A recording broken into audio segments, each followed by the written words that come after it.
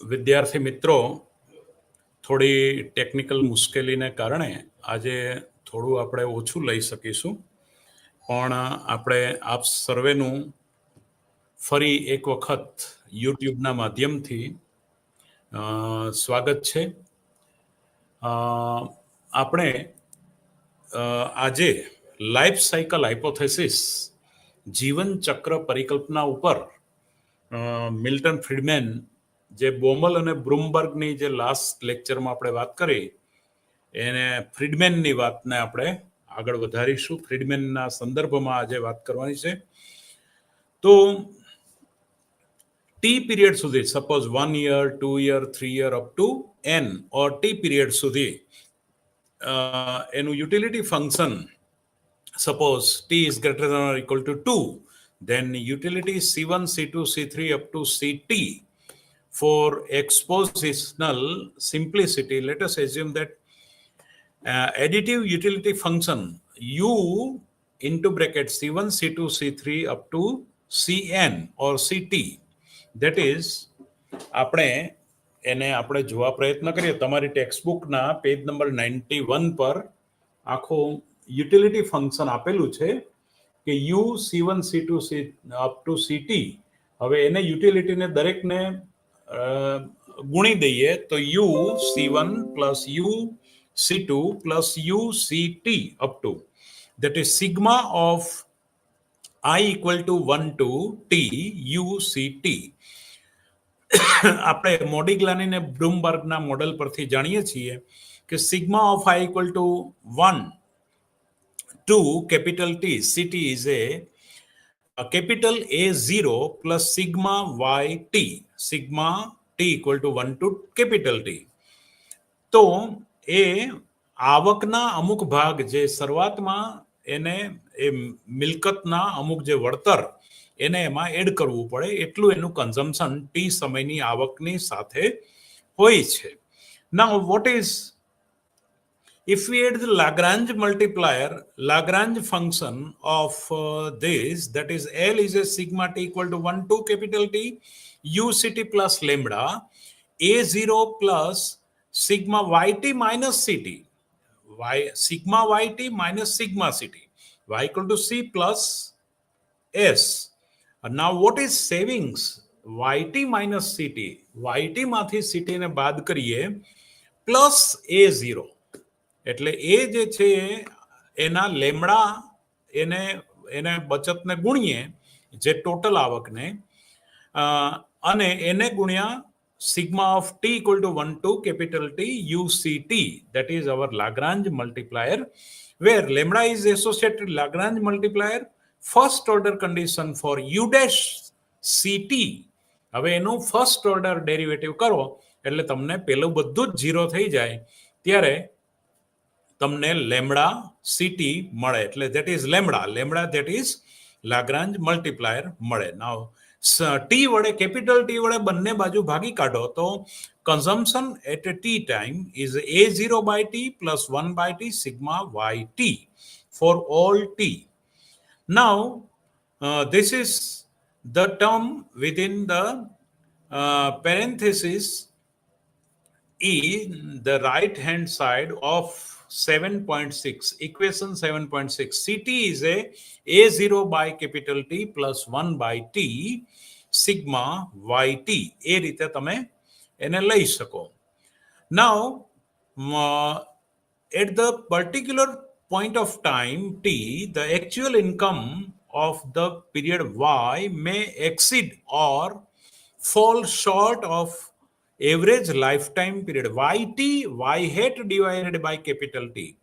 કોઈ પણ પર્ટિક્યુલર ટાઈમની ઇન્કમ હોય Y hat એને ટોટલ ટાઈમ T વડે ભાગી કાઢો તો given initial wealth, since current consumption depends only on the average lifetime income, એટલે કે સરેરાશ જીવનભર જીવન ચક્રની કમાણી ના એ only to the extent that is impact upon average lifetime income, આખા જીવનભરની સરેરાશ આવક ના બરાબર એ થાય છે.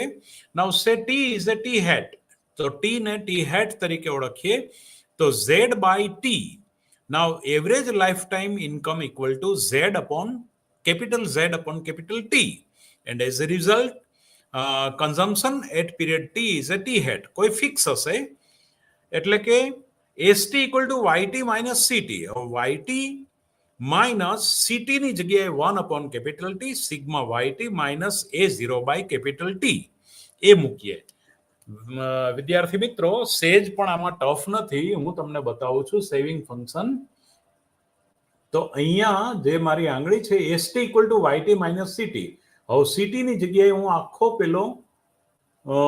પેલી ટર્મ આખી હું મૂકું છું. તો CT equal to YT, ST equal to YT minus CT. એટલે કે savings at a T time as income at a T time minus consumption at a T time. તો YT minus CT, consumption at a T time કેટલું હતું? તો 1 upon capital T sigma YT minus capital A0 divided by T. And interpretation of 7.7 is that savings is high when current income is high relative to the average lifetime income. સરેરાશ જીવનભરની આવકમાં જ્યારે પણ current income ઊંચી હશે, ચાલુ આવકો ઊંચી હશે, તો એ સમયે બચતો પણ ઊંચી હશે. બચત ચાલુ આવકો YT નો પોર્શન, આગળનો પોર્શન મોટો હોય તો સેવિંગ્સ પણ મોટું હોય છે. Now what is the basis? This is the basis of Modigliani and Bloomberg life cycle hypothesis. According to Modigliani Bloomberg, જે આપણે લાસ્ટ લેક્ચરમાં જોયું હતું, now income varies systematically. income ચલે છે બહુ સિસ્ટમેટિકલી. કેવી રીતે? Over the lifetime of an individual, and saving allow people to smoothen consumption over their lifetime. Even when income in different period, જુદા જુદા સમયમાં આવકમાં અમુક સમયે આવક એની વધારે હોય, ઓછી હોય. શરૂઆતના એટલે આમાં ક્રોસ સેક્શન ડેટા અને ટાઈમ સિરીઝની રીતે પણ આખી વાત મૂકવાની છે. તો life time by savings more during high income periods and saving less during the low income period. એ તો આપણે જોયું કે જ્યારે આવક નીચી હશે ત્યારે બચતો પણ નીચી હોય, આવક ઊંચી હોય ત્યારે બચતો પણ ઊંચી હોય. The life cycle hypothesis postulated that an individual typically has an income stream which is low during the beginning towards one's life and high during the middle years of the one's life. શરૂઆતના ગાળામાં બચતો ઓછી હોય, કમાણી ઓછી હોવાને કારણે વચ્ચેના એફિશિયન્સીના ગાળામાં, એટલે એની કાર્યક્ષમતા જ્યારે એક પિકઅપ પર હોય ત્યારે એની બચતો પણ, જે તે વ્યક્તિની બચતો પણ સૌથી વધારે હોય. વળી પછી આવક ઘટે એટલે બચતો પણ ઘટે. તો લાઈફ ટાઈમમાં એની વપરાશ વૃત્તિ એને એવરેજ હોય છે. Now the productivity at the peak during the middle years. On the other hand, consumption every period remain the same at CT equal to consumption at a particular point of time T is a capital A0 divided by capital T plus 1 upon capital T sigma I equal to 1 to T yi. The typical income and consumption stream in the lifetime of the individual represent. હવે એ આપણે 7.2 ફિગરના સંદર્ભમાં બતાવીએ. હું તમને આકૃતિ બતાવું છું. આ આકૃતિને તમે બરાબર જુઓ કે અહીંયા y અક્ષ ઉપર વપરાશ અને આવક માપી છે, x અક્ષ ઉપર ટાઈમ માપ્યો છે. સમયની સાથે આવક વપરાશ બંને વધે છે. જ્યારે વ્યક્તિનું શરૂઆતના સમયમાં આવક વપરાશ ઓછી હોય ત્યાર પછી આવક પણ વધારે છે, વપરાશ પણ વધારે છે. ત્યાર પછી ટી, જેમ જેમ આ વચ્ચેના સમય બાદ વળી પાછી આવક વપરાશ ઘટતી જાય છે ટી, કેપિટલ ટી સમયમાં. આ કેપિટલ ટી વડે આપણે લાઈફ ટાઈમ નો ટાઈમ કેપિટલ ટી વડે આપણે અત્યાર સુધી ઇક્વેશનમાં ભાગતા હતા. એટલે સીટી કન્ઝમ્પશન, પહેલા આવક ઓછી છે, વપરાશ વધારે છે, પછી આવક વધારે છે, વપરાશ ઓછી છે, વળી પાછી આવક ઓછી છે અને વપરાશ વધારે છે. ગિવન ધ કન્ઝમ્પશન સેવિંગ્સ, તો CT equal to A0 by T plus 1 upon T sigma YT. એટલે લોંગ રન કઈ પ્રકારની ફિગર, એટલે ટી સમયનું કન્ઝમ્પશન શોર્ટ રનમાં આ ટાઈપની ફિગર હશે ટી ટાઈમમાં, લોંગ રનમાં એની સ્લોપ વધારે હશે, એનું કન્ઝમ્પશન ઇન્કમ વધારે હશે. આ જે રેખા બતાવે છે એ સીટી લોંગ રન, લાંબા ગાળે આ ઘાટી રેખા જે છે એ વપરાશ રેખા હશે. લાંબા ગાળે ઘાટી રેખા વપરાશ રેખા હશે, ટૂંકા ગાળાની આ વપરાશ રેખાઓ હશે. લાંબા ગાળે ઘાટી આ વપરાશ રેખા હશે in long term. In short term this is the consumption. બરાબર, એટલે આ પ્રમાણે વપરાશ રેખા આપણને મળે છે. નાઉ પરમેનન્ટ ઇન્કમ હાઇપોથેસિસની અંદર જે મોડિગ્લાની બ્રુમબર્ગના આ સમને એટલે કે YT, Friedman's permanent income hypothesis provide an alternative explanation, એટલે કે બીજી એક વૈકલ્પિક એણે પરિકલ્પના આપી. Now APS discrepancy between cross-section time series data on consumption, the cross-section data ને લઈએ એટલે સમયના એક જ બિંદુએ આર્થિક જુદા જુદા વર્ગોની વપરાશ વૃત્તિ કેવી છે. The permanent income hypothesis is also founded on the Fisherian theory of consumption as an intertemporal choice. However, unlike the life cycle hypothesis, Friedman does not postulate the income follow a regular pattern over the life cycle of an individual. એટલે કોઈ પણ એક વ્યક્તિગત વિચાર કર્યા વગર એમણે cross section data, he instead argue that individual experience random and temporary changes in their income from time to time. આપણે મોડિગ્લાની બ્રુમબર્ગે માણસના આખા જીવન ચક્રની વાત કરી, પણ અહીંયા અલગ અલગ આર્થિક પરિસ્થિતિના લોકોનો ક્રોસ સેક્શન ડેટા લઈ Friedman views current income and period YT એટલે કે as consisting of two component, બે કમ્પોનન્ટને ધ્યાનમાં લઈને, તો permanent income YT1 dash and YT raise to capital T 2 એટલે કે કાયમી આવક અને કરંટ પીરિયડ પરમેનન્ટ ઇન્કમ એટલે કે transitory income and permanent income. એટલે permanent income YT raise two P plus YT raise two T. એટલે આ જે મોડિગ્લાની બ્રુમબર્ગની વાત હતી એ ટ્રાન્ઝિટરી ઇન્કમની વાત છે, અને ફ્રીડમેનને જે વાત કરીએ પરમેનન્ટ ઇન્કમની વાત છે. એટલે Y total income equal to YP plus YT at a P and YT at a T. એટલે કે પરમેનન્ટ ઇન્કમ વ્યક્તિની કાયમી આવક, ભવિષ્યની વત્તા વર્તમાન ભાગ્યા 2 ની વાત, અને ટ્રાન્ઝિટરી ઇન્કમ એટલે લાઈફમાં પહેલા શરૂઆતમાં કન્ઝમ્પશન વધારે ઇન્કમ ઓછી, પછી કન્ઝમ્પશન ઓછું ઇન્કમ વધારે, અને ફરી પાછું ઇન્કમ ઓછી અને કન્ઝમ્પશન વધારે. એટલે YP is a 1/T sigma YT, YT equal to 1 to capital T YT. એટલે પરમેનન્ટ ઇન્કમ જે છે એ આપણે આને કહીશું કે YT P that is sigma Y at a small t at a point of time T upon capital T એટલે life ટાઈમના T ની વડે ભાગીએ છીએ. That is random deviation from this average. Now YT as a T transitory period is a -1/T sigma YT એટલે કે -1/T. Now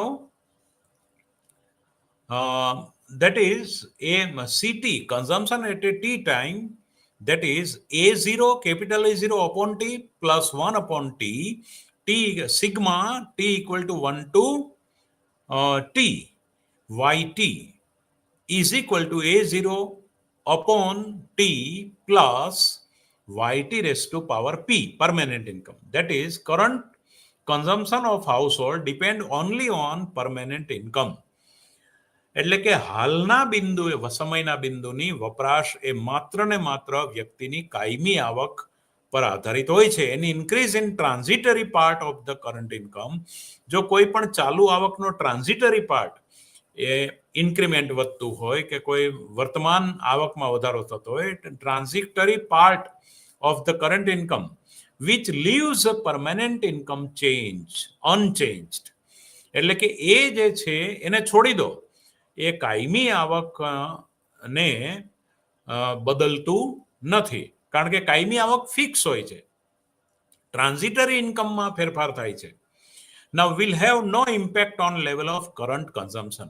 એટલે કે transitory income જે છે એનું કરંટ કન્ઝમ્પશન પર કોઈ પણ પ્રકારની અસર થતી નથી. Let us now see how Friedman's permanent income hypothesis solve upon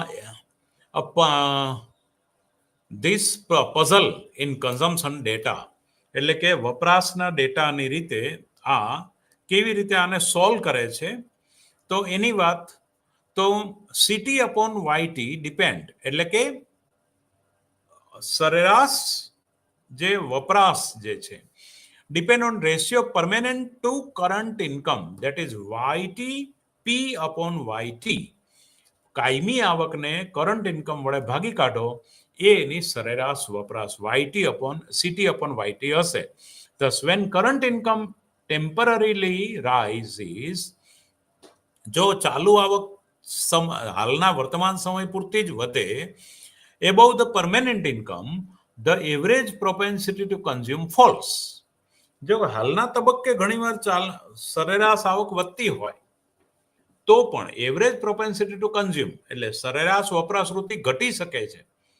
The opposite happen when current income temporarily falls. જો ચાલુ આવક વર્તમાન સમયમાં કોઈ કારણસર નીચી જાય તો બિલો ધ પરમેનન્ટ ઇન્કમ, જે કાયમી આવક કરતા પણ નીચી જાય. Now when we are looking at cross section data of different household, અલગ અલગ ઘરની આ પરિસ્થિતિનો ક્રોસ સેક્શન ડેટા લેવામાં આવે એની પોઈન્ટ ઓફ ટાઈમ, કોઈ પણ એક સમયના બિંદુ આગળ, તો typically the high income group will contain some people with a high transitory income who will have a lower propensity to consume than the average.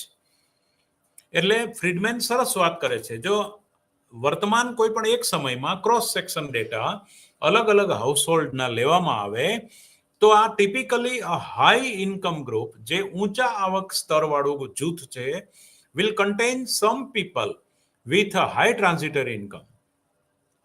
એટલે કે જેની ટ્રાન્ઝિટરી ઇન્કમ ઊંચી છે એની સાથે who will have a lower propensity to consume, એટલે કે એનું વપરાશ વૃત્તિ નીચી છે એવરેજ કરતા નીચી છે. Now similarly the low income group, નીચી આવક સ્તરવાળા ગ્રુપો જે છે જેની આવકો ઓછી છે, કારણ કે એનો આવકનો મોટો ભાગ ખોરાક અને વપરાશ જે સર્વાઈવ થવા માટે વપરાઈ જતો હોય, તો એ લોકોની વપરાશ વૃત્તિ કોઈ પણ સમય બિંદુ આગળ all over temporary permanent income કરતા એની વપરાશ વૃત્તિ હાલના તબક્કે ઊંચી પણ હોય ને, એમ કહેવા માંગે છે. Similarly low income group will contain some people with a low transitory income who will have a high propensity to consume than the average. Average તમે લો એના કરતા એ લોકોની વપરાશ વૃત્તિ ઊંચી હોય. મજૂર હોય એ 100 રૂપિયામાંથી 80 રૂપિયા ખોરાક પાછળ ખર્ચતા હોય, જ્યારે કોઈને સારી એવી સિનિયોરિટી થઈ ગઈ હોય નોકરીમાં અથવા તો કોઈ સારું બિઝનેસમાં સેટલમેન્ટ થઈ ગયું હોય તો એ એની આવકનો 20% ભાગ જ ખોરાક પાછળ ખર્ચતો હોય અથવા સર્વાઈવ થવા પાછળ ખર્ચતો હોય, એમ કહેવા માંગે. As a result we will observe a falling average propensity to consume as we move from the lower to higher income group. એટલે કે નીચીથી ઊંચી આવક ધરાવનારા જે લોકો છે, ક્રોસ સેક્શન ડેટાની રીતે વાત કરીએ તો એ લોકોની વપરાશ વૃત્તિ ઘટતી જાય છે. ઓન ધ અધર હેન્ડ, બીજી બાજુ, when we are considering long run time series data, લાંબા ગાળાની સામયિક શ્રેણીનો જો આમાં આપણે અભ્યાસ કરીએ, વર્ષ 1981નું કેટલું છે, 85નું કેટલું છે, 90નું કેટલું છે, 91, 95, 2000, 2001, 2005, 2010, 2011, 2015, 2020, આમ તમે લાંબા ગાળાની ટાઈમ સિરીઝ લો તો fluctuations tends to even out so that any increase in income in the long run લાંબા ગાળે આવકમાં ગમે એ વધારો થાય reflects permanent income in the average income level. એ સરેરાશ આવકના ગાળાને પર કાયમી આવક અસર કરે છે, લાંબા ગાળાની અસર આવકો. Hence in the long run time series data we are likely to observe a constant average propensity to consume. એટલે કે અચળ એ ત્યાર પછી પેલું ગાડી જેવું, પેલા ગેરમાં, બીજા ગેરમાં, ત્રીજા ગેરમાં પછી એની રેગ્યુલર સ્પીડ પકડી લે, પછી એમાં કઈ વધારો ઘટાડો ન થાય. એવી રીતે long run time series data we R likely two observe a constant average, એટલે કે સરેરાશ બચત વૃત્તિ એ અચળ રહેતી હોય છે. એટલે this is the important summary by the Friedman, Professor Milton Friedman. Now, એટલે આ જે છે એ ફ્રીડમેનની, આપણે વિદ્યાર્થી મિત્રો મિલ્ટન ફ્રીડમેન, એની પહેલા ગયા લેક્ચરમાં બ્રુમબર્ગ અને એની મોડિગ્લાની અને બ્રુમબર્ગની વપરાશ વૃત્તિની, અને આજે આ લેક્ચરમાં આપણે ફ્રીડમેનની કાયમી આવકની પરિકલ્પનાની વિસ્તૃત અને સંતોષકારક ચર્ચા કરી. Now consumption under uncertainty random walk hypothesis. Now random walk hypothesis એ રેન્ડમ કેમ કહેવાય છે? તો રેન્ડમ વોક હાઇપોથેસિસ એવું કહે છે કે તમે પરમેનન્ટ ઇન્કમની માફક કે મોડિગ્લાની ને બ્રુમબર્ગની માફક તમે કોઈ પણ પ્રકારનું સ્પષ્ટ ફોરકાસ્ટિંગ કરી શકતા નથી, એવું આ રેન્ડમ વોક થિયરી કહે છે. એટલા માટે એને રેન્ડમ કહેવાય છે, random walk. In our discussion too far, we have assumed that people know their average lifetime income or permanent part of the income with certainly.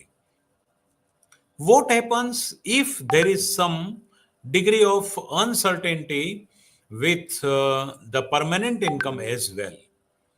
હવે અચોક્કસતા હોય કાયમી આવકમાં, એ પરિસ્થિતિમાં obviously in the presence of uncertainty, people's expectations about the future becomes important. ભવિષ્ય કોઈ પણ વ્યક્તિ માટે અગત્યનું છે. માણસ કેમ, એટલે વપરાશ વૃત્તિને અસર કરતા મહત્વના પરિબળો ભવિષ્યમાં વૃદ્ધાવસ્થા, માંદગી, બીજાના પર આધારિત ન રહેવાની વૃત્તિ, આ બધી વસ્તુ માણસ જ્યારે સક્ષમ હોય, કાર્યક્ષમ હોય, ત્યારે એની બચત વૃત્તિ વધારે છે. એટલે કોઈ પણ પ્રકારે તમે એની ચોક્કસતાનું આગાહી કરી શકતા નથી. That in the presence of uncertainty, individual maximize their expected utility. હવે દરેક વ્યક્તિને હાલના વર્તમાન તબક્કાએ પોતાની આવકમાંથી મેક્સિમમ યુટિલિટી એચીવ કરવાનો ટ્રેન્ડ હોય છે. એનો ટ્રેન્ડ એવો જ હોય છે કે પોતાની આવક પૈસા મૂકી રાખવા માટે તો કમાતા નથી, પણ એને વર્તમાન આવકમાંથી ભવિષ્યમાં વૃદ્ધાવસ્થા, માંદગી માટે પણ પૈસા રાખવા છે, અને વર્તમાનમાં એની આવકમાંથી મેક્સિમમ યુટિલિટી પણ લેવો છે, એનો તુષ્ટિગુણ મળે છે, એવો પણ એનો હેતુ છે. એટલે total value of expected lifetime income, in other words, the objective function of a consumer is now given by expected value of U, capital U, expected value. હવે એ યુટિલિટી ભવિષ્યમાં વૃદ્ધાવસ્થામાં એને આ પૈસા કામમાં આવશે, એટલે જીપીએફ વધારે કપાવે કે પછી પોતે વધારે બચત કરે, તો એની એક્સપેક્ટેડ વેલ્યુ ભવિષ્યમાં એને તુષ્ટિગુણ આપશે, કારણ કે વ્યાજ આવે છે. તો expected value of capital you is A expected value of small you C1 plus expected value of small you C2 plus up to small you C2, અને એનો સરવાળો કરો એટલે ટોટલ લાઈફટાઈમ ઇન્કમની યુટિલિટી એની અપેક્ષિત કિંમત is a sigma of T equal to 1 to t expected value of u ct. This is equation 7.8. Now sigma t equal to 1 to t expected value of ct is a0 plus sigma I equal to 1 to t expected value of yt. Note that since future is uncertain, ભવિષ્ય જે છે એ અચોક્કસ છે. Now the expectation of people above future comes to play an important role. એટલે ભવિષ્યમાં આ કઈ રીતનું હશે? વિદ્યાર્થી મિત્રો,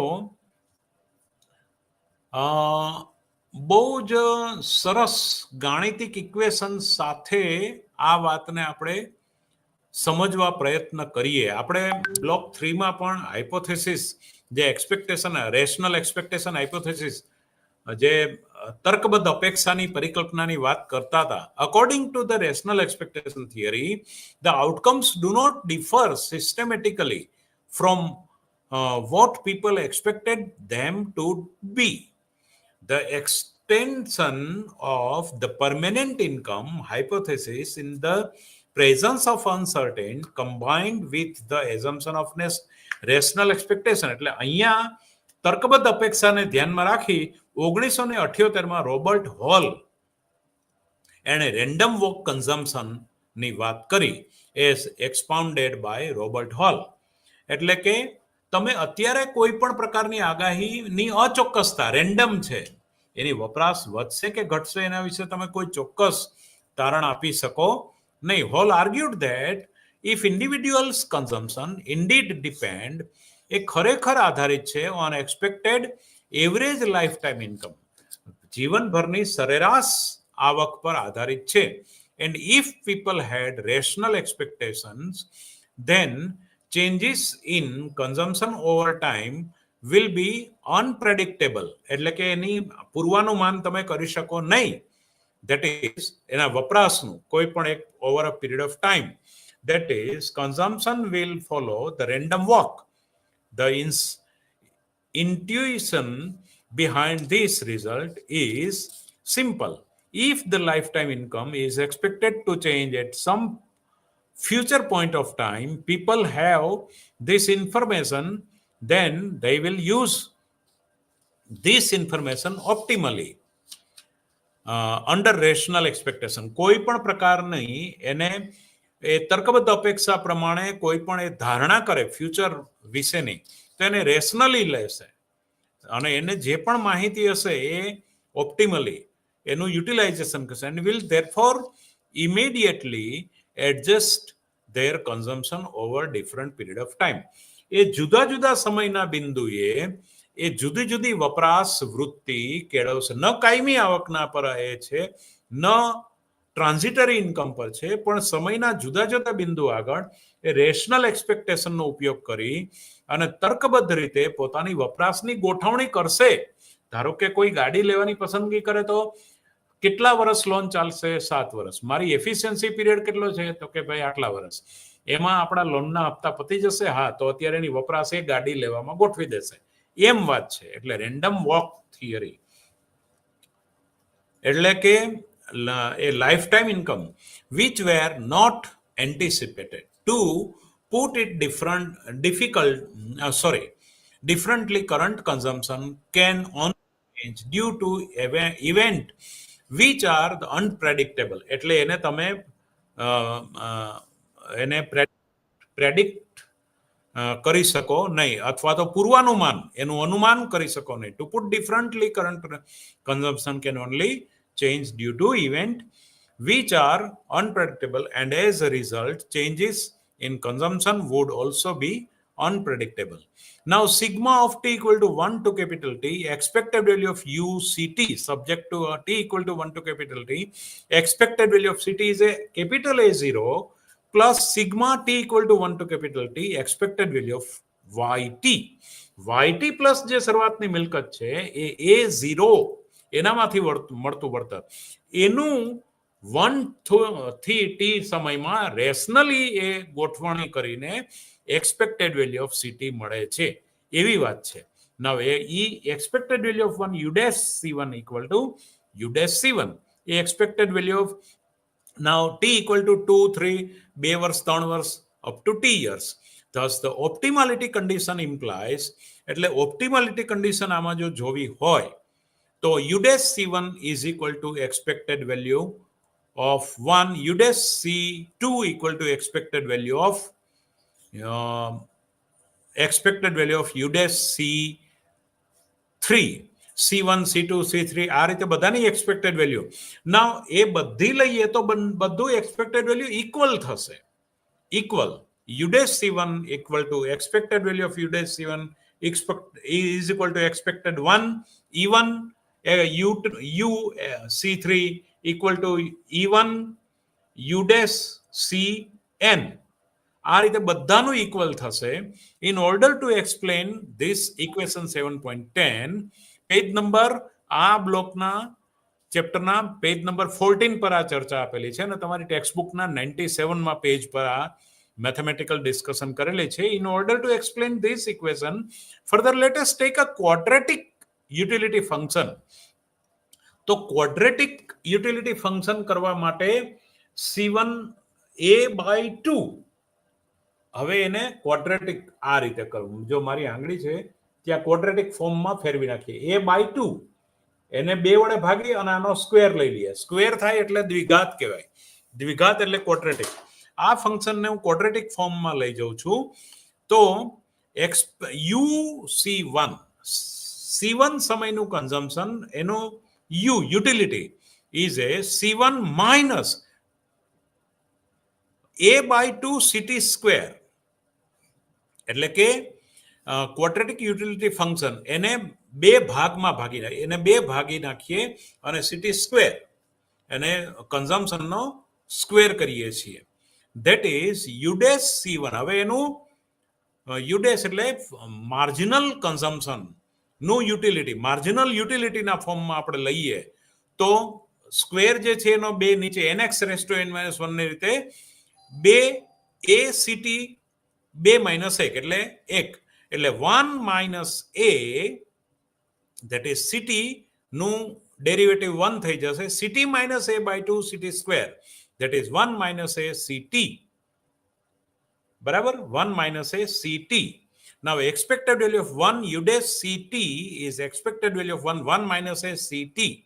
તો 1 minus a expected value of CT. 1 constant છે એટલે એની એક્સપેક્ટેડ વેલ્યુ લાગે નહીં અને માટે આ રીતે આપણે કરીએ છીએ. તો 1 minus a C1 is equal to 1 minus a E1 C2 minus 1 minus a E1 C3 up to 1 minus a E1 C capital T. તો આ બધાને એક્સપેક્ટેડ વેલ્યુ આપણે લગાડી શકીએ. એટલે વિદ્યાર્થી મિત્રો, આખું આ ફોર્મ્સ આ હું તમને આ સાદુરૂપ બતાવું છું. એ આ બધું જ મેં અત્યારે તમારી સામે વાંચ્યું. આનું છે પેજ નંબર, અહીંયા લખેલું વાંચું છું, પેજ નંબર છે 14. આ 14મા પાના પરની મેં ચર્ચા કરી અને એનું આખું મેથેમેટિકલ ફોર્મ બિલકુલ સમજાઈ જાય એવી રીતનું છે. તમે આમાં જોઈ લેજો, આમાં જોઈ શકશો. કાંઈ નવું કરવાનું નથી. 2 વડે ભાગીએ છીએ અને વર્ગ કરીએ છીએ. ક્વોડ્રેટિક ફોર્મમાં એ ઇક્વેશનને આપણે મૂકી દીધું, ત્યાર પછી એનું ડેરિવેટિવ લીધું એટલે 1 minus a ત્યાંથી આવ્યો. આ તમને વાંચતા પ્રશ્ન થશે. તો આ મારું આ 2 લીટી બરાબર સાંભળજો કે માર્જિનલ યુટિલિટી કરવા માટે આપણે એનું ડેરિવેટિવ લીધું, યુ ડેશ કર્યું એટલે એનું પછી એક્સપેક્ટેડ વેલ્યુ 1 ને તો લાગુ ના પડે, માટે CT ને એક્સપેક્ટેડ વેલ્યુ લાગુ પાડી. એટલે આ બધા ઇક્વેશન બહુ ઇઝીલી તમને સમજાઈ જશે. જે મેં આ 2 લીટીમાં હમણાં મેં તમને બતાવ્યા પછી સમજાયું એ. નાઉ બહુ ઇઝી છે. હવે CT plus error term ET+1, એમાં કંઈ પણ જે અનએક્સપેક્ટેડ એનું જે રેન્ડમ વોક છે એ એરર ટર્મમાં સમાઈ જાય છે. T+1 સમયની કન્ઝમ્પશન, T સમયની expected value of consumption T+1 સમયની પ્લસ જે નથી સમજાતું એને E તરીકે, એરર ટર્મ તરીકે રેન્ડમ વોક થિયરી ઉમેરે છે. ET+1. This is the main point. The random walk hypothesis has important implication from the point of view of policy effectiveness. Suppose કે સરકાર ટેક્સ કટની પોલિસી અપનાવે તો પણ એની વર્તમાન વપરાશ પર અસર નહીં થાય. તો કેમ નહીં થાય? એ પોલિસીને સમજાવવા માટે એને વપરાશને કેવી રીતે પ્રભાવિત કરે છે, આ રેન્ડમ વોક થિયરી એને બરાબર રીતે સમજાવે છે. વિદ્યાર્થી મિત્રો, consumption and risky asset, capital asset pricing model, risky asset જે જોખમી મિલકતો વસાવતા હોઈએ છીએ એને વપરાશને કઈ રીતે અસર થાય છે એની વાત હવે આપણે નેક્સ્ટ લેક્ચરમાં કરીશું.